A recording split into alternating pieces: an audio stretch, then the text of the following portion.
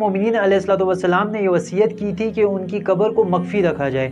کیونکہ عزیزان محترم خوارج اور منافقین سے یہ خوف تھا کہ کہیں وہ آپ کی قبر مبارک کو کھول کر آپ کے جسم اطہر کی بے حرمتی نہ کریں۔ امام علی علیہ الصلوۃ والسلام کے مدفن سے صرف آپ کے چند فرزند اور اصحاب خاص ہی ان باتوں سے آگاہ تھے، حتیٰ کہ امام صادق نے سن 135 ہجری میں منصور عباسی کے زمانے میں آپ کے نجف اشرف میں آپ کے قبر اطہر کا نشان بنایا اور آپ کے قبر اطہر کو آشکار کی۔ امیر المومنین علیہ الصلوۃ والسلام کے بیٹوں میں امام حسن علیہ الصلوۃ والسلام نے، امام حسین علیہ الصلوۃ والسلام نے، محمد بن حنفیہ نے اپنے چچا زاد بھائی عبداللہ بن جعفر کے تعاون سے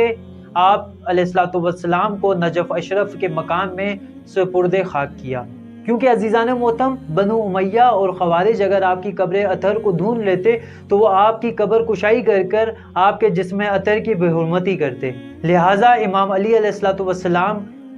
کی یہ وصیت تھی اور ان کی قبر کو مخفی رکھا گیا، جو کہ امام صادق علیہ الصلوۃ والسلام کے دور میں، منصور عباسی کے دور میں امام صادق علیہ الصلوۃ والسلام نے حضرت علی علیہ الصلوۃ والسلام کی قبر کی نشاندہی کی اور اس کو عوام الناس کے سامنے آشکار کیا تاکہ زائرین امام علی علیہ الصلوۃ والسلام اس سے مستفید ہو سکیں اور امام علی علیہ الصلوۃ والسلام کے حرم مبارک سے کی زیارت کریں۔